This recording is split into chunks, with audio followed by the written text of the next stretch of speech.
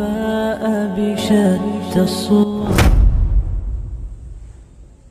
تو خطبہ مسنونہ کے بعد آپ کے سامنے جو قرآن کریم کی آیت میں نے آپ کے سامنے تلاوت کی، جس میں اللہ رب العزت نے اپنے بندوں کو حصول رزق کی تلقین کی ہے اور یہ کہا ہے کہ فابتغوا عند اللہ رزق، تم لوگ اللہ رب العزت کی بارگاہ میں رزق کو تلاش کرو اور اس کی عبادت کرو اور اس کا شکریہ بجا لاؤ، کیونکہ تمہیں اسی کی جانب لوٹ کر کے جانا ہے. اور یہ بات جیسا کہ ابھی میں نے آپ کے سامنے یہ بات رکھی کہ انسان جب پیدا ہوتا ہے تو شکم مادر سے ہی اس کے رزق کے حصول کے سلسلے میں اس کے والدین یا اس کے عزیز و اقربا بہت ہی پریشان ہوتے ہیں. بچہ ماں کے پیٹ سے پھر پیدا ہوتا ہے، اس کے رزق کا جو بھی ذریعہ ہوتا ہے اس کے والدین یا اس کے لواحقین کیا کرتے ہیں. رزق کا معاملہ ہمارے اور آپ کے درمیان ایک اہمیت کا حامل ہے، اور اس لیے بھی کہ جو رزق ہے اگر انسان کو حلال طریقے سے حاصل ہو تو پھر اس کی دنیا بھی بہتر ہے اور اس کی آخرت بھی بہتر ہے. اور اگر یہ رزق انسان کے پاس نہ ہو تو انسان رزق کی کمی کی بنا پر بسا اوقات حلال راستوں کو چھوڑ کر کے حرام راستے میں چل پڑتا ہے. حضرت سفیان ثوری رحمۃ اللہ علیہ یہ فرمایا کرتے تھے کہ مال اللہ رب العزت کی ایک بہت بڑی نعمت ہے. اگر انسان کے پاس مال نہ ہو تو انسان صحیح راستے سے بھٹک جاتا ہے، اللہ رب العزت کی عبادت و بندگی سے نکل کر کے غلط راستوں پہ چلا جاتا ہے. یہ الگ بات ہے کہ بسا اوقات انسان کے پاس جب مال کی کثرت ہوتی ہے تو مال کے کثرت کی بنا پہ بھی وہ اللہ کی یاد سے غافل ہوتا ہے، لیکن اگر مال اس کو اس قدر نہ ملے، رزق اس قدر اس کو نہ ملے کہ وہ دل جمعی کے ساتھ اللہ کی عبادت کر سکے، تو انسان نفسانی خواہشات یا شیطان کے بہکاوے میں آ کر کے دھوکہ کھا جاتا ہے اور پھر حرام راستوں پہ چل پڑتا ہے. اسی لیے مسلم کی مشہور روایت ہے جس میں نبی کریم صلی اللہ علیہ وسلم نے ذکر فرمایا کہ اللہ رب العزت جو ہے وہ پاک ہے، پاکیزہ ہے، اور وہ پاکیزہ مال کو ہی بندوں کے لیے قبول فرماتا ہے. اور پھر نبی صلی اللہ علیہ وسلم نے مسلم کی اس طویل حدیث کے اندر یہ بیان کیا کہ ایک شخص ہے جو طویل سفر کرتا ہے، یطیل السفر، اشعث اغبر یمد یدیہ الی السماء، وہ پراگندہ حال ہے، غبار آلود ہے، اور سفر کی حالت میں وہ اللہ رب العزت کی بارگاہ میں ہاتھ پھیلاتا ہے، دعا کرتا ہے، یمد یدیہ الی السماء، اپنے ہاتھوں کو آسمان کی جانب اٹھاتا ہے اور کہتا ہے یا ربی یا ربی، اے میرے رب مجھے یہ دے دے، اے میرے رب مجھے وہ دے دے. ومطعمہ حرام ومشربہ حرام وملبسہ حرام وغذی بالحرام، اس کا کھانا حرام، اس کا پینا حرام، اس کے جسم پہ جو لباس ہے وہ بھی حرام مال کا ہے، اس کی پرورش بھی حرام مال سے ہوئی ہے. تو نبی صلی اللہ علیہ وسلم نے فرمایا کہ فأنى يستجاب لذلك، تو پھر اس کی دعا اللہ رب العزت کی بارگاہ میں کیوں کر قبول ہو سکتی ہے. تو انسان کی زندگی درست ہو، دنیا بھی بہتر رہے، آخرت بھی بہتر رہے، تو اس کے لیے دو چیزیں انتہائی ضروری ہیں جو حدیث سے مستفاد ہوتی ہیں. وہ یہ کہ ایک تو ہے صدق مقال، انسان جو بات کرے وہ سچی کرے، جھوٹی بات نہ کرے، اور عقل حلال، اور دوسری چیز کی حلال کھائے. انسان جب حرام کھاتا ہے، حرام غذا لیتا ہے، حرام پہنتا ہے، حرام میں ہی زندگی گزارتا ہے، تو اس کے پورے جسم کا سسٹم ختم ہو جاتا ہے، گڑبڑ ہو جاتا ہے. وہ مشہور حدیث نبی صلی اللہ علیہ وسلم کے اندر جس کے اندر فرمایا، صحیحین کے اندر اور متعدد کتب سنن کے اندر یہ روایت موجود ہے کہ انسان کے جسم کے اندر میں گوشت کا ایک لوتھڑا ہے. نبی نے فرمایا کہ اگر یہ درست تو پورا جسم درست رہتا ہے، وَإِذَا فَسَدَتْ فَسَدَ الْجَسَدُ كُلُّهُ، اور اگر وہ گوشت کا لوتھڑا اگر گڑبڑ ہو گیا تو پورا جسم گڑبڑ، سب کا سب فساد میں پڑ جائے گا. نبی نے فرمایا الا وہی القلب، جان لو کہ وہ دل ہے. تو ابھی جس موضوع پہ میں آپ کے سامنے گفتگو کرنا چاہتا ہوں وہ یہ کہ یہ کرونا وائرس، لاک ڈاؤن یا معاشی بحران کا جو دور ہے، اس سے ہمارا ہر چھوٹا بڑا، چاہے وہ بڑا کاروباری ہو، درمیانے درجے کا ہو، نیچے کا ہو، سب آدمی اس سے متاثر نظر آتے ہیں. اور جب کسی کو کہا جاتا ہے کہ مساجد میں اللہ کے لیے خرچ کرو، مدارس میں اللہ کے لیے خرچ کرو، تو یہ بھی ایک المیہ ہے کہ ہم روتے ہوئے نظر آتے ہیں. اللہ کی قسم، جس زمانے اور جس دور سے ہم ابھی گزر رہے ہیں، نہ جانے سینکڑوں ایسی مساجد ہیں کہ جو اپنے ائمہ سے اپنے خطبہ سے محروم ہو گئے، کیونکہ مسجدوں کے ذمہ داران کا کہنا ہے کہ ان ائمہ کی تنخواہ یا پھر ان کی دیکھ ریکھ یا مسجد کی دیگر امور کی ذمہ داری کے لیے ہمارے پاس پیسے نہیں، مساجد بند ہوتے نظر آ رہے ہیں۔ اور یہ کہ ان مسجدوں کے جو بڑے بڑے مدرسین تھے جو کتاب و سنت کی تعلیم دیتے تھے، قرآن و حدیث پڑھایا کرتے تھے، وہ مجبور ہو کر کے قرآن و حدیث کی ان کتابوں کو ٹھنڈے بستے میں ڈال کر کے اپنے بال بچوں کے پیٹ بھرنے کے لیے مختلف دنیا کے کام معاش میں لگ گئے ہیں۔ ان کے پاس اتنا وقت نہیں کہ پھر وہ جا کر کے ان چیزوں کا مطالعہ کریں اور اللہ کے بندوں کی رہنمائی جس طریقے سے انہیں کرنی چاہیے کم عام طور کر سکیں۔ مسئلہ کیا ہے کہ رزق کی کمی ہے، معاش کی پریشانی ہے۔ آج میں اسی پہ گفتگو کر رہا ہوں کہ اللہ رب العزت نے قیامت کی صبح تک کے لیے اپنے نبی صلی اللہ علیہ وسلم کی زبانی ان چیزوں کی جانب ہماری رہنمائی کر دی ہے کہ جن چیزوں کو اگر ہم اختیار کریں گے تو چاہے حالات جیسے بھی ہوں، رزق کی کمی انشاءاللہ مسلمان کو نہیں ہو سکتی۔ ان میں سب سے بڑی چیز کیا ہے ان تمام امور میں کہ انسان سب سے پہلے اللہ رب العزت کا تقوی اختیار کرے، اللہ رب العزت سے ڈرے۔ جب انسان اللہ رب العزت کا تقوی اختیار کرتا ہے، صحیح معنوں میں اللہ رب العزت سے ڈرتا ہے، تو اللہ رب العزت نے اس کے رزق کی ذمہ داری لی ہے۔ قرآن کریم کی وہ مشہور آیت جس میں کہ اللہ رب العزت نے فرمایا کہ وَمَن يَتَّقِ اللَّهَ، کہ جو اللہ رب العزت کا تقوی اختیار کرتا ہے، اللہ سے کما حقہ ڈرتا ہے جیسا کہ اللہ سے ڈرنے کا حق ہے، يَجْعَلْ لَهُ مَخْرَجًا، تو اللہ تبارک و تعالی تمام قسم کی پریشانیوں سے نکلنے کے راستے مہیا فرما دیتا ہے۔ يَجْعَلْ لَهُ مَخْرَجًا، مخرج راستے کو کہتے ہیں، اللہ راستہ نکال دیتا ہے۔ وَيَرْزُقْهُ مِنْ حَيْثُ لَا يَحْتَسِبُ، اور اس کو ایسی جگہوں سے رزق عطا فرماتا ہے کہ جس کا اس کو گمان بھی نہیں ہو سکتا۔ رزق دینے والی ذات اللہ کی ہے۔ وَيَرْزُقْهُ مِنْ حَيْثُ لَا يَحْتَسِبُ، ایسی جگہ سے رزق دیتا ہے کہ جس کا اسے گمان بھی نہیں ہو سکتا کہ کیا ایسی جگہ سے بھی رزق آ سکتا ہے۔ یہ اللہ رب العزت کا وعدہ ہے، یعنی حصول رزق اور رزق کے حصول کے لیے کہ اللہ اپنے بندے پہ رزق کے دروازے کو کھول دے، اس کے لیے بندے کو چاہیے سب سے پہلی شرط یہ ہے کہ بندہ دائیں بائیں نہ دیکھے، سب سے پہلے اللہ کا تقوی اختیار کرے۔ اسی بات کو اللہ رب العزت نے سورہ اعراف کے اندر میں فرمایا کہ وَلَوْ أَنَّ أَهْلَ الْقُرَىٰ آمَنُوا، اے نبی صلی اللہ علیہ وسلم اگر یہ بستی والے صحیح معنوں میں ایمان لے کر کے آتے، وَلَوْ أَنَّ أَهْلَ الْقُرَىٰ آمَنُوا وَاتَّقَوْا، اور اللہ رب العزت کا تقوی اختیار کرتے تو کیا ہوتا؟ لَفَتَحْنَا عَلَيْهِمْ بَرَكَاتٍ مِّنَ السَّمَاءِ وَالْأَرْضِ، تو ہم ان کے اوپر زمین و آسمان سے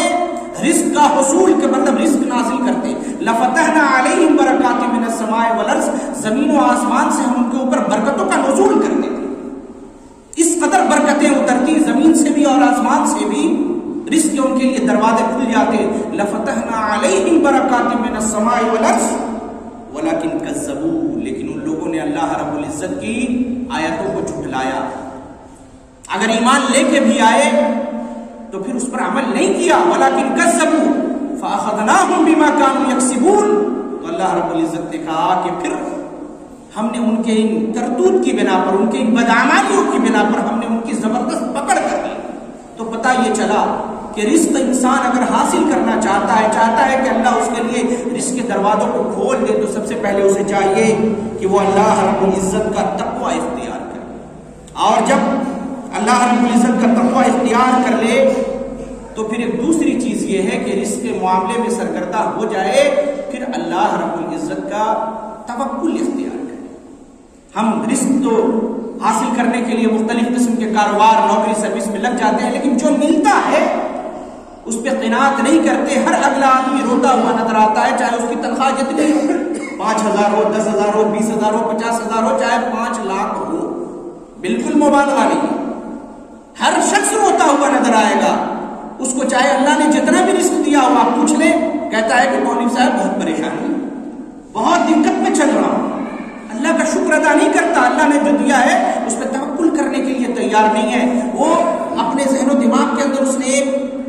ٹارگٹ بنا کے رکھا ہے کہ مجھے اتنا اور اتنا اور اتنا ہونا چاہیے، اور جب وہ چیز نہیں ہوتی تو وہ اللہ رب العزت سے گلہ شکوہ کرنے لگتا ہے۔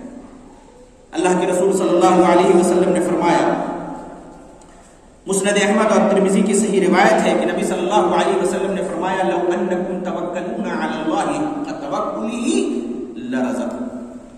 اگر تم صحیح معنوں میں اللہ رب العزت پہ توکل کرو، لو انکم توکلون علی اللہ حق توکلہ، جیسا کہ توکل کرنے کا حق ہے، لرزقکم، تو اللہ رب العزت ضرور بالضرور تمہیں بھی رزق عطا کرے گا، کما یرزق الطیر، جیسے کہ اللہ رب العزت پرندوں کو رزق عطا کرتا ہے۔ الا ترون، نبی صلی اللہ علیہ وسلم نے فرمایا، کیا تم دیکھتے نہیں، تغدو خماسا وتروح بطانا، وہ صبح میں تو خالی پیٹ نکلتے ہیں اپنے گھونسلوں سے، لیکن جب شام میں اپنے گھونسلے میں لوٹتے ہیں تو پیٹ بھر کر کے لوٹتے ہیں۔ تو نبی صلی اللہ علیہ وسلم کہہ رہے ہیں کہ تم بھی انہی پرندوں کی طرح اللہ پہ توکل کرو، رزق کے حصول میں لگ جاؤ، لیکن توکل اللہ کی ذات پہ کرو، اللہ رب العزت تمہیں اسی طریقے سے رزق دے گا جس طریقے سے وہ پرندوں کو رزق عطا کرتا ہے۔ اب جب انسان کاروبار میں لگ جائے، اللہ پہ توکل کر لے، تو پھر اللہ کی یاد سے غافل نہ ہو جائے۔ آدمی پہلے نماز پڑھتا ہے، مسجدوں میں آتا ہے، بڑا دیندار ہوتا ہے، جیسے جیسے اس کا کاروبار بڑھتا ہے، اس کے رزق کے اسباب و ذرائع پھیلتے چلے جاتے ہیں، عبادت میں کوتاہی کرنے لگتا ہے۔ اللہ کے رسول صلی اللہ علیہ وسلم کی وہ پیاری اور سچی حدیث حضرت ابو ہریرہ رضی اللہ عنہ راوی ہے، ترمذی کی یہ بالکل صحیح روایت کہ اللہ کے رسول صلی اللہ علیہ وسلم نے فرمایا کہ ابن آدم، اے آدم کی اولاد، یعنی اللہ کے رسول صلی اللہ علیہ وسلم نے فرمایا کہ اللہ رب العزت بھی فرماتا ہے، حدیث قدسی ہے کہ ابن آدم، اے آدم کی اولاد، تفرغ لعبادتی، تو میری عبادت کے لیے فارغ ہو جا۔ اللہ رب العزت کیا کہہ رہا ہے، ابن آدم، اے آدم کی اولاد، تفرغ لعبادتی، تو میری عبادت کے لیے وقت نکال، میری عبادت کے لیے فارغ ہو جا۔ املأ صدرک غنا، میں تیرے سینے کو تونگری سے بھر دوں گا، میں تجھے کسی کا محتاج نہیں رہنے دوں گا۔ املأ صدرک غنا، اور اگلا وعدہ کیا فرمایا، واسد فقرک، اور تیری فقیری، تیری ناداری، تیری تنگی، تو جو رزق کا رونا روتا ہے، تیری جو غریبی ہے، واسد فقرک، میں تیری فقیری کو دور کر دوں گا۔ اللہ اکبر، اللہ بندے سے یہ وعدہ کر رہا ہے کہ تفرغ لعبادتی، تو میرے عبادت کے لیے وقت تو نکال، صرف فرائض ہی نہیں کچھ نوافل بھی پڑھ لے، صرف فرض روزے ہی نہیں کچھ نفل و روزے بھی رکھ لے، صرف زکوٰۃ ہی مفروضہ نہیں بلکہ کچھ صدقہ و خیرات بھی کر لے، میری عبادت کے لیے تو وقت تو نکال۔ اپنے نمازوں کی اوقات میں اپنے دکان کے شٹر کو گرا تو صحیح، اپنے گدیوں پہ اور اپنی منڈیوں میں تو نماز کو قائم تو کر صحیح، نماز کا وقت ہو تو کاروبار دنیا کو تو ٹھپ تو کر دے کہ اذان ہو گئی، سارے مسلمان مسجد کی جانب جا رہے ہیں، تو میری عبادت کے لیے وقت تو نکال۔ ان دکانوں کے اندر موجود جو کسٹمرز ہوتے ہیں کہ وہ چلے جائیں گے، میرے رزق میں کمی آ جائے گی، نہیں، ایسا بھی دیکھا ہے، میں نے دیکھا ہے، ایسے بھی اللہ کے نیک بندے ہیں، نماز کا وقت ہوا، اللہ نے مال و دولت میں بہت برکت دی ہے، کاروبار میں برکت دی ہے، ان کے کسٹمرز موجود ہیں، نماز کے وقت کے 10 منٹ پہلے سے ہی وہ کہتا ہے کہ بس اب آپ سامان لے اور نکلے، اور جو دوسرا کسٹمر آ رہا ہے کہہ رہا نا اب 1:30 بجے کے بعد ہی آنا۔ یہاں تک کہ اس کی دکان میں جو ملازمین ہیں، جو مسلمان ہیں، ان کو بھی وہ نماز کا پابند بناتا ہے۔ اگر وہ نماز نہیں پڑھتے پھر بھی وہ اپنی دکان کا شٹر گرا دیتا ہے، وہ کہتا ہے نہیں، نماز کا وقت ہے، مسجد جاؤ، اگر تم نہیں جاؤ گے تو تم جانو اور تمہارا رب جانے، میں اس کا ذمہ دار نہیں ہوں۔ اللہ مجھ سے یہ نہیں پوچھے گا کہ تو نماز پڑھنے چلا آیا لیکن 2-4 مسلمان کو دکان میں بٹھا آیا کہ تو خوب نمازیں پڑھ لے، لیکن تیرے جو دکان کے ملازمین جو مسلمان ہیں وہ تیری جگہ پر مال بیچتے رہے، نہ۔ اللہ رب العزت کہہ رہا ہے کہ ابن آدم تفرغ لعبادتی، ہے آدم کی اولاد، تو میری عبادت کے لیے وقت نکال۔ املا صدرک غنا، میں تیرے سینے کو تونگری سے بھر دوں گا، واسد فقرک، اور تیری فقیری، تیری محتاجگی، تیری تنگدستی، تیری ناداری کو دور کر دوں گا۔ وَإِلَّا تَفْعَلْ، آگے نبی صلی اللہ علیہ وسلم نے کہا کہ اللہ رب العزت فرماتا ہے کہ وَإِلَّا تَفْعَلْ، اور اگر تو نے میری عبادت کے لیے وقت نہ نکالا تو کیا ہوگا؟ مَلَأْتُ يَدَيْكَ شُغْلًا، مَلَأْتُ يَدَيْكَ شُغْلًا، میں تجھے دنیا کے بیکار کاموں میں الجھا دوں گا، تیرے ہاتھوں کو مشغولیت سے بھر دوں گا، بہت ساری دنیا کی ایسی مشغولیتوں میں تو پڑ جائے گا کہ پھر تجھے میرے بارگاہ میں آ کر کے میری مسجد میں سجدہ کرنے کی تجھے توفیق نہیں ہوگی۔ جب انسان گناہ کرتا ہے اللہ رب العزت اس سے ناراض ہوتا ہے، تو آپ جانتے ہیں اللہ رب العزت کی ناراضگی جب بندے پہ سخت ہوتی ہے تو ایک بہت بڑی بات یہ ہے کہ اللہ رب العزت اس سے اپنی اطاعت کا جذبہ ہی چھین لیتا ہے، عبادت سے اسے محروم کر دیتا ہے۔ یہ اللہ رب العزت کی طرف سے اس بندے کے اوپر نازل ہونے والے دنیاوی عذابوں میں سے سب سے بڑا عذاب ہے کہ اللہ اس سے عبادت کی توفیق چھین لیتا ہے۔ اللہ نے فرمایا، یہ حدیث قدسی صحیح روایت کی منا تو یدیک شغلن، میں تیرے ہاتھوں کو مشغولیت سے بھر دوں گا، ہر وقت مال مال کرتا رہے گا۔ اور آج مشغولیت کی بہت ساری مثالیں ہیں ہمارے پاس، وہ سوشل میڈیا ہے، موبائل فون ہے، واٹس ایپ ہے، انسٹاگرام ہے، ٹویٹر ہے، ٹیلی گرام ہے، نہ جانے فیس بک ہے، اور نہ جانے کون کون سے بکس ہیں، مختلف قسم کی مشغولیات ہیں۔ آدمی ان چیزوں پہ اپنے آپ کو ایکٹیو رکھنے کے لیے نہ جانے کتنے لوگوں سے دوستیاں کرتا پھرتا ہے، ان کے سلام کا جواب ہی دے رہا ہے، بیٹھا ہے سلام کا جواب دے رہا ہے، السلام علیکم ورحمۃ اللہ، کیف الحال، کیسے ہیں، سلام جواب چل رہا ہے، اسی میں 1 گھنٹہ اس کا چلا گیا۔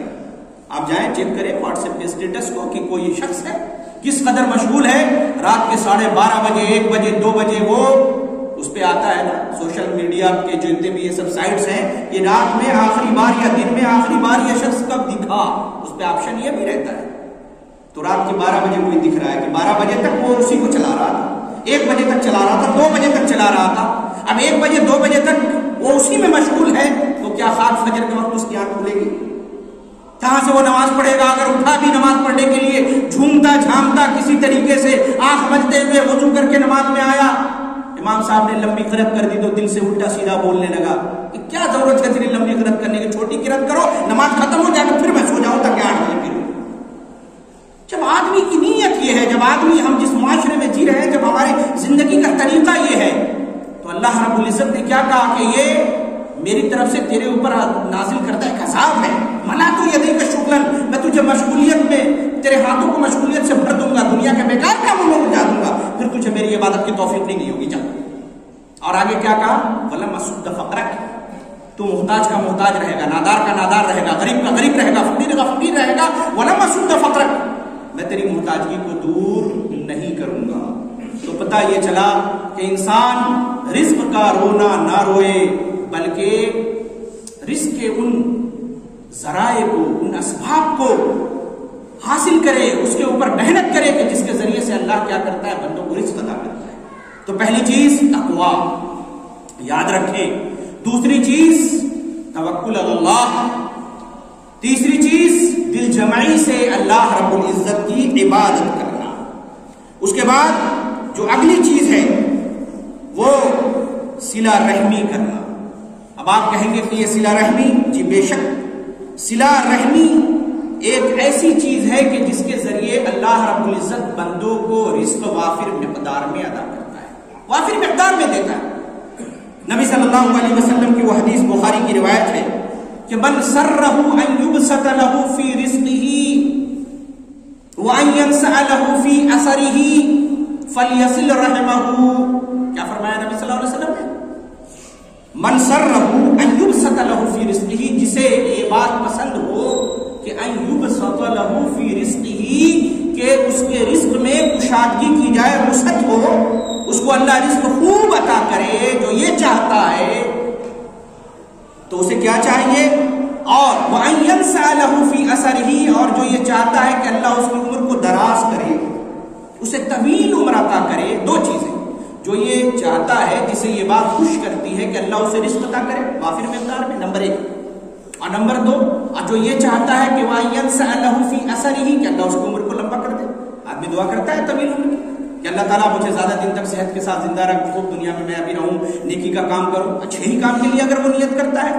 تو نبی صلی اللہ علیہ وسلم نے فرمایا کہ جو ان دو چیزوں کا طلبگار ہے کہ رزق کے اندر وسعت چاہتا ہے، اپنی عمر میں برکت چاہتا ہے، فلیصل رحمہ، تو اسے چاہیے کہ صلہ رحمی کرے۔ صلہ رحمی، ہمارے معاشرے میں ہم اور آپ رزق کا رونا روتے ہیں، کبھی کسی کو گالی دے رہے ہیں، کبھی کسی کا رونا رو رہے ہیں کہ بھیا یہ جو کاروبار بند ہے، فیلنگس آ گئی ہیں ہمارے کاروبار میں، مسلم غیر مسلم کا، اور یہ مختلف قسم کی پریشانیاں ہیں، یہ سب ہماری بنی بنائی پریشانیاں ہیں۔ اللہ رب العزت نے کہا ہے کہ تم میرے بتائے گئے طریقے پہ چلو، باقی تمہارے رزق کی ٹینشن تمہیں لینے کی ضرورت نہیں، اس کا ذمہ دار میں۔ تو کیا فرمایا اللہ رب العزت نے؟ نبی صلی اللہ علیہ وسلم فرما رہے ہیں جو شریعت کا مفہوم ہے وہ کیا کہ تم صلہ رحمی کرو تو رزق اللہ عطا کرے گا۔ صلہ رحمی کیا ہے؟ اگر ہم میں سے جتنے لوگ یہاں بیٹھے ہیں دعوے کے ساتھ یہ بات کہی جا سکتی ہے کہ ہم میں سے بیشتر ایسے افراد ہوں گے کہ جنہوں نے اپنے کسی نہ کسی رشتہ دار سے ترک تعلق کر کے رکھا ہوگا۔ بہت سارے لوگ،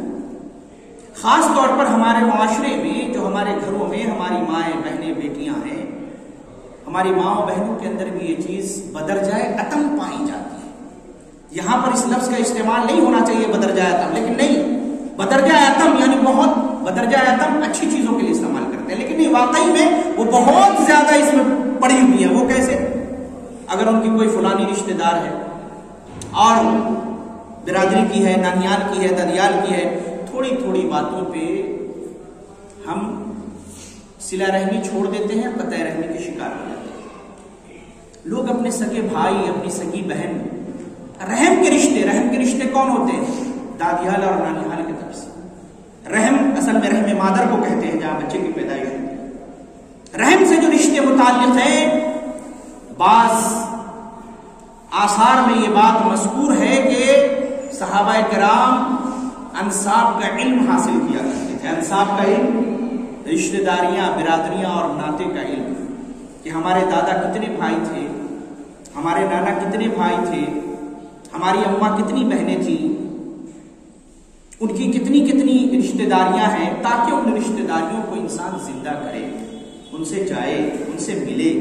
کسی مقصد کے تحت نہیں، ان سے سلام کرے، دعا کرے، ان کی پریشانیوں میں ان کا ہیلپ کرے۔ نبی صلی اللہ علیہ وسلم سے ایک صحابی نے پوچھا، یا رسول اللہ میں تو صلہ رحمی کرتا ہوں، لیکن بعض رشتہ دار ایسے ہیں کہ وہ میرے ساتھ قطع رحمی کرتے ہیں، میں اچھا سلوک کرتا ہوں اور بار بار میرے ساتھ برا سلوک کرتے ہیں۔ آپ صلی اللہ علیہ وسلم نے جو کہا اس حدیث کا مفہوم یہی ہے کہ صلہ رحمی یہ نہیں ہے کہ جو تیرے ساتھ اچھا کرے، خوب تجھے تحفے دے، شادیوں میں بلائے، بریانی کھلائے، تو ہی اس کو دعوت دینا، وہ قطع رحمی کرے، وہ تیرے ساتھ بدسلوکی کرے اور تو اس کے ساتھ حسن سلوک سے پیش آ، تو اس کے ساتھ صلہ رحمی کرے، تو اصل صلہ رحمی ہے۔ اگر ہم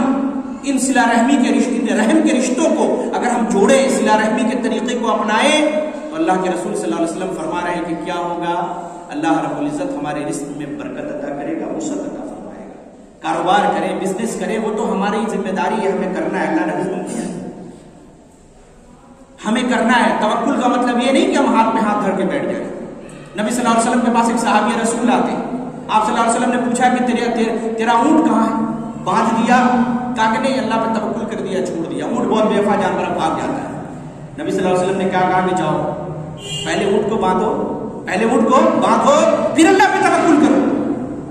اونٹ کو پہلے باندھنا ہے،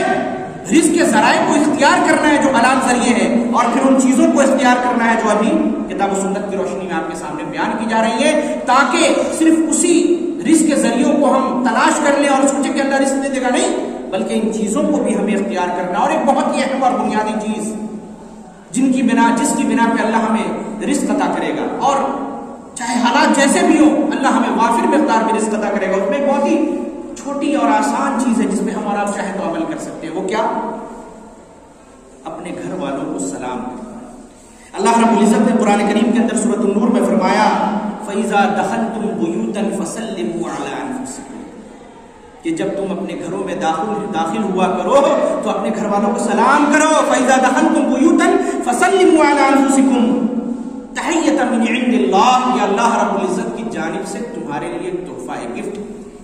تحیۃ من عند اللہ، یہ اللہ کی جانب سے تمہارے لیے ایک تحفہ ہے، گفٹ ہے، مبارکتن، برکت کا سبب ہے، رزق میں اس سے برکت ملے گی، مبارکتن طیبتن، اور پاکیزگی کا ذریعہ ہے۔ کذالک یبین اللہ لکم الآیات، کذالک یبین اللہ لکم الآیات لعلکم تعقلون۔ اللہ رب العزت اسی طریقے سے اپنی آیتوں کو کھول کھول کر تمہارے لیے بیان کرتا ہے تاکہ تم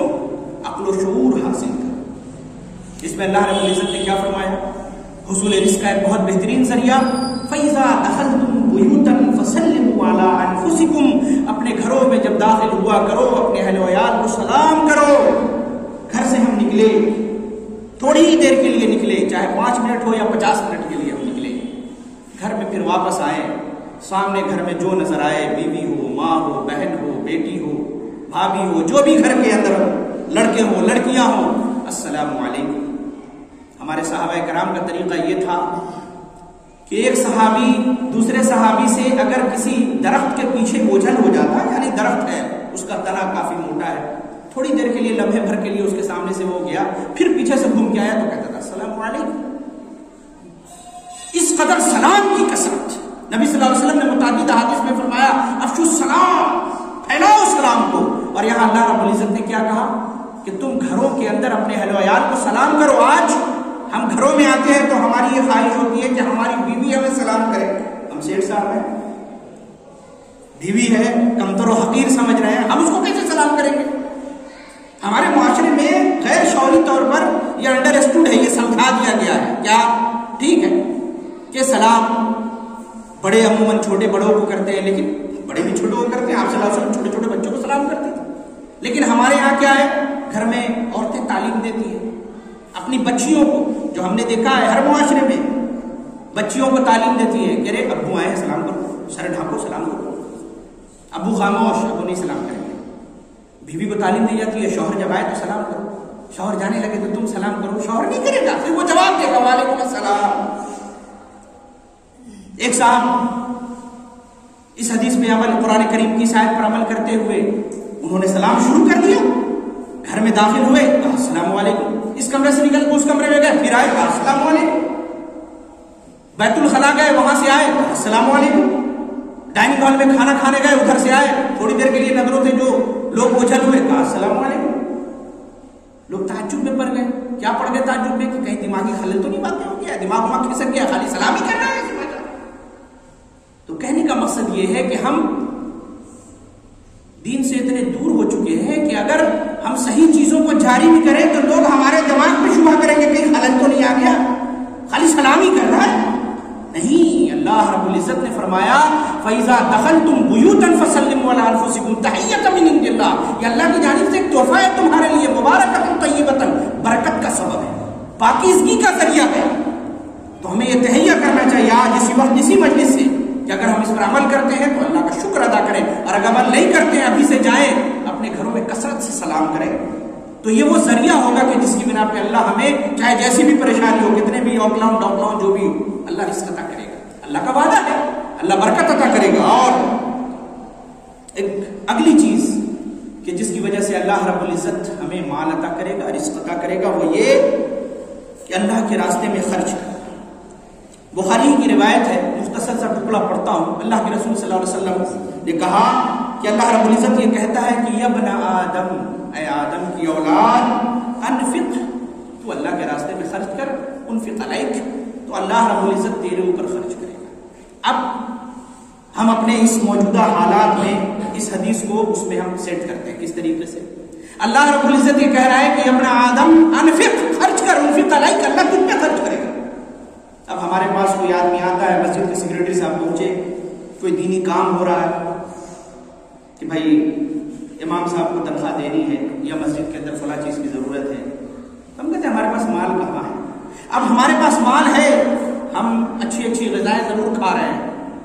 چاہے جتنی بھی پریشانی ہو، لیکن ہم کیا سمجھتے ہیں؟ مال کی دو قسمیں ہم نے کر کے رکھی ہیں، کہتے ہیں ایک باسی والا ایک تازہ والا۔ باسی مال کون سا ہے؟ جو ہم نے اسٹاک کر کے رکھا ہوا ہے۔ تازہ جو آ رہا ہے، تو کہنے کہ جو آ رہا ہے اس میں سے خرچ کریں گے نا، جو ہم نے بچا کے رکھا ہے اس میں سے کیوں خرچ کریں گے؟ وہ تو میرا ہے نا۔ وہ مال بھی بالکل ایسے بیٹھا ہے، کہتا ہے میرا ہے، نہیں، وہ مال جو آ رہا ہے اور جو آپ نے بچا کے بھی رکھا ہے وہ بھی اللہ ہی کا دیا ہوا ہے۔ اللہ رب العزت یہ کہہ رہا ہے میرے بندے تو خرچ تو کر میرے راستے میں، جب تو میرے راستے میں خرچ کرے گا تو تجھے پریشان ہونے کی ضرورت نہیں ہے، میں تم پہ خرچ کروں گا۔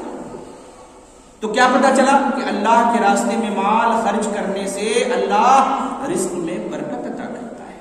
اور اس کی تائید میں ایک اور حدیث میں آپ کے سامنے پیش کروں گا، مسلم کی بہترین روایت، بالکل صحیح روایت۔ بنی اسرائیل کا ایک واقعہ نبی صلی اللہ علیہ وسلم نے بیان فرمایا کہ ایک شخص کہیں میدان میں چلا جا رہا تھا، قحط سالی کا زمانہ تھا، دور دور تک کہیں بارش نہیں، آسمان پہ کوئی بادل کا ٹکڑا نہیں۔ اچانک اس نے دیکھا کہ آسمان پہ ایک بادل کا ٹکڑا نظر آیا، تنہائی کا عالم ہے،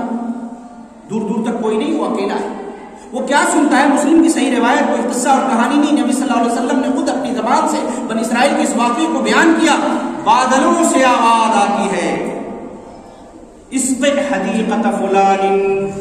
اے بادل جا فلاں شخص کے باغ کو سیراب کر دے۔ وہ شخص سوچتا ہے آخر وہ کون خوش نصیب ہے کہ بادلوں کو جس کے بارے میں حکم دیا جا رہا ہے کہ جا اسقِ حدیقۃ فلان، فلاں کے باغ کو سیراب کر۔ وہ شخص کہتا ہے کہ میں اس بادل کے پیچھے پیچھے چلا، کیا دیکھتا ہوں کہ بادل چلتے چلتے ایک چٹیل میدان میں گیا، پتھریلا علاقہ تھا، وہاں بارش ہوئی، پانی گرا، اور پانی گرنے کے بعد وہاں سے ایک نالے کی شکل میں پانی بہتا ہوا ایک جانب کو چل پڑا۔ وہ شخص بھی اس پانی کے پیچھے پیچھے چل پڑا کہ دیکھوں یہ جاتا کہاں ہے۔ پانی کا وہ نالا ایک بزرگ، ایک ضعیف انسان کے باغ میں پہنچا، اور اس پانی سے اس نے اپنے باغ کو سینچا۔ باغ کی سیرابی کے لیے وہ پانی اللہ نے اس کے لیے بھیجا تھا۔ بہت تعجب ہوا اس شخص کو، اس نے پوچھا کہ محترم حضرت ذرا بتائیں کہ آپ کی کون سی نیکی ہے؟ لیکن ہاں حدیث میں ہے کہ پہلے پوچھا کہ آپ کا نام کیا ہے، آپ کا نام کیا ہے؟ اس نے کہا میرا نام فلاں ہے۔ کہا کہ یہ تو وہی نام ہے۔ اس نے سوچا جو اللہ نے بادل کو جو حکم دیا تھا، تو بادلوں کو جس آدمی کے بارے میں کہا تھا، اب اس آدمی کا نام حدیث میں نہیں، اسقِ حدیقۃ فلان ذکر نہیں ہے نام کا۔ تو اس اتنا ہے کہ میں نے جب اس سے نام پوچھا تو اس نے وہی نام بتایا جو بادلوں میں لیا گیا تھا۔ کہا کہ کتنا نیک آدمی ہوگا، کتنی نیکیاں ہوں گی کہ بادل کو حکم دیا گیا کہ بادل جا اور اس کے رزق کا ذریعہ بن۔ رزق کا تو معاملہ ہے نا، رزق کا ذریعہ بن جا۔ وہ کہتا ہے بھائی میری تو کوئی خاص نیکی ہے نہیں، جو اللہ رب العزت مجھے اس باغ کے ذریعے سال میں عطا کرتا ہے میں اس کے 3 حصے کرتا ہوں۔ ایک حصہ اللہ کے راستے میں صدقہ کر دیتا ہوں، ایک حصہ سال بھر اپنے کھانے پینے کے لیے رکھ لیتا ہوں، اور ایک حصہ کھاتا پیتا ہوں، ایک صدقہ کر دیتا ہوں، اور ایک حصے کو دوبارہ اگلے سال کھیتی کے لیے، فصل کے لیے بچا کر دیتا ہوں۔ کہا کہ بس یہی تیری نیکی ہے کہ جس کی وجہ سے اللہ نے بادلوں کو حکم دیا کہ جا اور فلاں شخص کے باغ کو سیراب کر۔ اگر ہم اللہ کے راستے میں خرچ کریں گے تو کیا یہ ممکن نہیں ہے؟ کیا اللہ پہ ہمارا بھروسہ نہیں ہے کہ اللہ رب العزت اپنی جانب سے ایسے افراد کو بھیجے گا، وہ راستے اور وہ ذرائع مہیا کر دے گا کہ ہمارے کاروبار جو بظاہر مند پڑتے ہوئے دکھ رہے ہیں، اللہ رب العزت اس میں برکت عطا کر دے گا۔ ہم یہ نہ سوچیں کہ ہم خرچ کر دیں گے تو گھٹ جائے گا، بلکہ خرچ کریں گے تو اللہ رب العزت اسی طریقے سے ہماری مدد فرمائے گا جو حدیث کے اندر مذکور ہے۔ اور چھوٹی سی ایک اور بات کہ رزق میں برکت ایک اور طریقے سے عطا ہوتی ہے، مطلب برکت ہوا کرتی ہے، اللہ عطا کرتا ہے رزق کو۔ کیا؟ علم دین میں مصروف جو لوگ ہیں، جو علم دین حاصل کر رہے ہیں، طلبۃ العلم، یا دین کے کاموں میں جو لوگ مشغول ہیں، دین کی نشر و اشاعت کر رہے ہیں، پڑھتے ہیں، پڑھاتے ہیں، عوام الناس کو دین کی تبلیغ کرتے ہیں، مدارس میں پڑھتے ہیں، پڑھاتے ہیں، مساجد میں دین کا کام کر رہے ہیں، جو دین کے کام میں جڑے ہوئے ہیں، جو شخص ان کے پیچھے خرچ کرتا ہے، اللہ رب العزت اس کو بھی وافر مقدار میں رزق عطا کرتا ہے۔ ترمذی کی بالکل صحیح روایت ہے، اللہ کے رسول صلی اللہ علیہ وسلم کے دور میں 2 بھائی تھے، 2 بھائی۔ ایک بھائی بزنس مین تھا، کاروبار و تجارت کرتا تھا، حدیث میں ایک بھائی بزنس مین تھا، کاروبار و تجارت کرتا تھا۔ ایک بھائی اللہ کے رسول صلی اللہ علیہ وسلم کے پاس لگا رہتا تھا، علم دین حاصل کرتا تھا، دین سیکھنا ہے، تبلیغ کرنا ہے، دعوت و تبلیغ کرنی ہے، اسی میں رہتا تھا۔ ایک دن اس بڑے بھائی نے اللہ کے رسول صلی اللہ علیہ وسلم سے شکایت کی کہ اللہ کے رسول صلی اللہ علیہ وسلم، یہ جو میرا چھوٹا والا بھائی ہے بس ہر وقت قال اللہ قال رسول یعنی دین کے کام میں لگا رہتا ہے، قال اللہ قال رسول کے الفاظ نہیں یعنی مفہوم بیان کر رہا ہوں کہ دین کے کام میں لگا رہتا ہے۔ اللہ اکبر. کہا کہ اور کاروبار کچھ نہیں کرتا, بزنس نہیں کرتا, سب تو میں ہی کرتا ہوں. اس کے کہنے کا مقصد یہ تھا کہ بزنس میں کرتا ہوں, کاروبار میں کرتا ہوں, اس کے تمام ذمہ داریاں, کھلانے کی پلانے کے, کپڑے لگتے, سب کچھ میں پورا کرتا ہوں. کچھ بھی نہیں کرتا ہے, صرف بس دین کا علم حاصل کر رہا ہے, دین کے کاموں میں لگا ہوا ہے. اللہ کے رسول صلی اللہ علیہ وسلم نے اس شخص کی غلط فہمی کو دور کرتے ہوئے کہا کہ لعلک ترزق بہ, امید ہے کہ تجھے جو رزق عطا ہو رہا ہے, جو تو کھا رہا ہے, پی رہا ہے, تیرے جسم میں جو کپڑے ہیں, تجھے جو مال و دولت حاصل ہو رہا ہے, لعلک ترزق بہ, تجھے بھی رزق اپنے اسی بھائی کے ذریعے حاصل ہو رہا ہے. اللہ اکبر. تو یہ نہ سمجھ کہ محنت تو کر رہا ہے تو تجھے اپنی ہی قسمت سے مل رہا ہے. محنت تو کر رہا ہے, لیکن تجھے کس کی قسمت سے مل رہا ہے؟ تیرے بھائی کی قسمت سے. تو انسان یہ نہ سوچے کہ میں نے محنت کی ہے تو میری ہی قسمت سے مجھے مل رہا ہے, بلکہ جن لوگوں پہ وہ خرچ کرے گا, خاص طور پر علم دین میں مشغول لوگوں پہ, اللہ رب العزت ان کی قسمت سے بھی اس کو رزق عطا کرتا ہے. اور ایک آخری چیز کہہ کے اپنی گفتگو ختم کروں گا, وہ یہ کہ اگر آدمی چاہتا ہے کہ اپنے رزق میں برکت ہو, اس کی وسعت ہو, تو اسے چاہیے کہ معاشرے کے اندر جو کمزور, مسکین اور نادار قسم کے لوگ ہیں ان کی نصرت کرے, تائید کرے, ان کا ہاتھ بٹائے, ان کی پریشانیوں کو دور کرے, ان کا مذاق نہ اڑائے. لیکن آج ہمارے معاشرے کے اندر ایک بہت ہی عجیب و غریب المیہ ہے کہ ہمارے معاشرے میں ہر جگہ, گاؤں دیہات شہروں میں, جو عمر کو پہنچ جاتے ہیں, تھوڑا کم سننے لگتے ہیں, بوڑھے ہو جاتے ہیں, عقل تھوڑی کم ہو جاتی ہے, وہ محلے اور گاؤں کے جو بزرگ ہو جاتے ہیں, دادے نانے, ہمارے نوجوان ہمارے معاشرے کے اندر ان سے مذاق کا رشتہ بنا لیتے ہیں, مذاق کرتے ہیں. اب وہ سن نہیں پا رہے ہیں, ضعیف ہے, کمزور ہے, چاہے وہ مالی اعتبار سے ہو یا جسمانی اعتبار سے, ان کو چھیڑتے ہیں بچے, مذاق اڑاتے ہیں, اور ان کے والدین بھی ہنستے ہیں, وہ بھی بیٹھے ہوئے جو ہے اپنے وہ مسکراتے ہیں اور اپنے بچوں کے اس حرکت پر خوش ہوتے ہیں. بہت زیادہ ہوتا ہے تو بچوں کو ڈانٹتے کرے, اتنا مت پریشان کرو, مطلب کہنے کا کہ کرو لیکن اتنا مت کرو. حضرت سعد رضی اللہ عنہ نے ایک دفعہ اپنے معاشرے کے کمزور و ضعیف لوگوں سے اپنے آپ کو کچھ برتر سمجھا. اللہ کے رسول صلی اللہ علیہ وسلم نے فرمایا, بخاری کی روایت ہے, هل تنصرون وترزقون الا بضعفائكم, ایسا کیا تم جانتے ہو, هل ترزقون وتنصرون, کہ اللہ رب العزت جو تمہیں رزق عطا کرتا ہے, اللہ رب العزت جو تمہاری مدد کرتا ہے,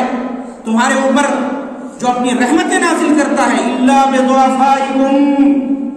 وہ تمہارے معاشرے کے جو غریب و مسکین و کمزور اور اس طبقے سے تعلق رکھنے والے لوگ ہیں, الا بضعفائكم, انہی کے ذریعے اللہ رب العزت تمہیں رزق عطا کرتا ہے. تم نہ سمجھو کہ تمہاری اپنی محنت کی بنا پر تمہیں رزق حاصل ہو رہا ہے. تو جس معاشرے کے اندر ہم معاشی تنگی کا رونا روئیں اور ہمارے معاشرے کے اندر کمزور, یتیم, فقیر, مسکین اور نادار اور ضعیف لوگوں کی عزت افزائی نہ ہو, ہم انہیں حقیر سمجھیں اور پھر ہم اللہ سے یہ امید رکھیں کہ اللہ ہماری معاشی پریشانی کو دور کر کے ہمیں رزق عطا کرے گا, یہ بہت دور کی بات ہے. اور ایک آخری چیز کہ رزق جس بنا پہ ہمیں حاصل ہو سکتا ہے, وہ آخری چیز, اس کے بعد میں اپنی گفتگو ختم کر دوں گا, وہ یہ کہ ہمیں چاہیے کہ ہم کثرت سے استغفار کریں, کثرت سے استغفار کریں. دیگر مفسرین نے حضرت عمر فاروق رضی اللہ عنہ کے دور کا ایک واقعہ لکھا ہے کہ حضرت عمر فاروق رضی اللہ عنہ کے دور میں قحط سالی کا شکار ہو گئے. لوگ آئے حضرت عمر فاروق رضی اللہ عنہ کے پاس اور کہا کہ اے امیر المومنین, آپ چلیے اور ہمارے لیے بارش کی دعا کر دیجیے, نماز استسقاء. حضرت عمر فاروق نکلے, انہوں نے کیا کیا, تنے تنہا میدان میں آئے, صرف اور صرف استغفار کیا, اللہ رب العزت کے سامنے اپنے گناہوں کی معافی مانگی, توبہ کیا, روئے, گڑگڑائے, چلے آئے. کوئی شخص نے کہا, امیر المومنین, آپ نے تو بارش کا لفظ بھی زبان سے نہیں نکالا کہ اللہ بارش دے. جائز ہے بارش کی دعا مانگنا, لیکن حضرت عمر فاروق نے کیا طریقہ اپنایا؟ ایک دفعہ ان کی زندگی کا واقعہ ہے, انہوں نے بارش مانگی ہی نہیں, میدان میں گئے, اپنے گناہوں پہ تائب ہوئے, نادم ہوئے, اللہ سے استغفار کیا, چلے آئے. کہا کہ آپ نے تو بارش مانگی ہی نہیں. حضرت عمر فاروق رضی اللہ عنہ نے کہا کہ میں نے وہ طریقہ اختیار کیا ہے کہ جس کی وجہ سے اللہ رب العزت رزق عطا کرتا ہے اور بارش بھی نازل کرتا ہے, تمام پریشانیوں کو دور کرتا ہے. کیا تم نے پڑھا نہیں حضرت نوح علیہ السلام کے واقعے کو سورۃ النوح کے اندر؟ میں نے استغفار کیا, اللہ فرماتا ہے فَقُلْتُ اسْتَغْفِرُوا رَبَّكُمْ إِنَّهُ كَانَ غَفَّارًا. نوح علیہ السلام نے کہا کہ میں نے کہا اپنے قوم کے لوگوں کو کہ تم سب مل کر کے اللہ رب العزت کی بارگاہ میں توبہ کرو، استغفار کرو، فقلت استغفروا ربکم انہ کان غفارا، وہ بہت زیادہ بخشنے والا ہے، معاف کرنے والا ہے۔ فقلت استغفروا ربکم انہ کان غفارا یرسل السماء علیکم مدرارا، جب تم استغفار کرو گے، اپنے گناہوں کی معافی مانگو گے، یرسل السماء علیکم مدرارا، وہ آسمان سے تمہارے اوپر پے در پے بارش نازل کر دے گا، وَيُمْدِدْكُمْ بِأَمْوَالٍ وَبَنِينَ، تمہارے مال اور اولاد میں برکت عطا کرے گا، جس کا رونا مت رو، وہ برکت عطا کرے گا جب استغفار کرو گے، وَيَجْعَلْ لَكُمْ جَنَّاتٍ وَيَجْعَلْ لَكُمْ أَنْهَارًا، اور تمہارے لیے باغ اور نہریں جاری کر دے گا۔ تو میرے بھائی ہمیں چاہیے کہ ہم کثرت سے استغفار کریں تو اللہ رب العزت ہمیں رزق عطا کرے گا۔ اور ایک ابو داؤد و ترمذی کی صحیح روایت ہے استغفار کے ہی تعلق سے، ابن عمر رضی اللہ عنہ کہتے ہیں کہ ایک مجلس میں میں نے شمار کیا کہ اللہ کے رسول صلی اللہ علیہ وسلم کتنی بار استغفار کرتے ہیں، تو کہا کہ جب میں نے اس کو انگلیوں پہ شمار کیا کہ کتنی بار آپ ایک مجلس میں آپ صلی اللہ علیہ وسلم کتنی بار استغفار کرتے ہیں، تو کہا کہ میں نے شمار کیا 100 مرتبہ، ایک مجلس میں آپ صلی اللہ علیہ وسلم نے 100 مرتبہ استغفار کیا، اور بار بار یہ کلمات دہراتے رہے، وہ کیا؟ رب اغفر لی وتب علی انک انت التواب الرحیم، رب اغفر لی، اے اللہ رب العزت مجھے بخش دے، رب اغفر لی وتب علی، تو گناہوں کو معاف کرنے والا ہے، بخشنے والا ہے، رب اغفر لی وتب علی، میرے گناہوں کو معاف کر، میری خطاؤں سے درگزر کر، لغزشوں کو معاف کر دے، رب اغفر لی وتب علی انک انت التواب الرحیم۔ یا آپ صلی اللہ علیہ وسلم نے ایک مجلس کے اندر 100 مرتبہ کہا۔ ہمیں بھی چاہیے کہ ہم کم از کم استغفر اللہ استغفر اللہ استغفر اللہ من کل ذنب واتوب الیہ، رب اغفر لی وتب علی انک انت التواب الرحیم، جو بھی کلمات یاد ہے، نہ صحیح عربی میں اردو بھی میں صحیح، ہم استغفار کرتے رہیں، اللہ رب العزت کی بارگاہ میں معافی مانگتے رہیں، روتے رہیں، گڑ گڑاتے رہیں۔ اگر معاشرہ استغفار کرے گا تو اللہ کا وعدہ ہے کہ اللہ ہمیں وافر مقدار میں رزق عطا کرے گا۔ تو میں انہی کلمات میں اپنی گفتگو کو ختم کرتا ہوں کہ ہم رزق کا رونا آج سے رونا چھوڑ دیں، کمی کا رونا چھوڑ دیں کہ رزق نہیں ہے، بلکہ ہم یہ غور کریں یہ کمیاں ہمارے اپنے بدعمالیوں کے سبب ہیں،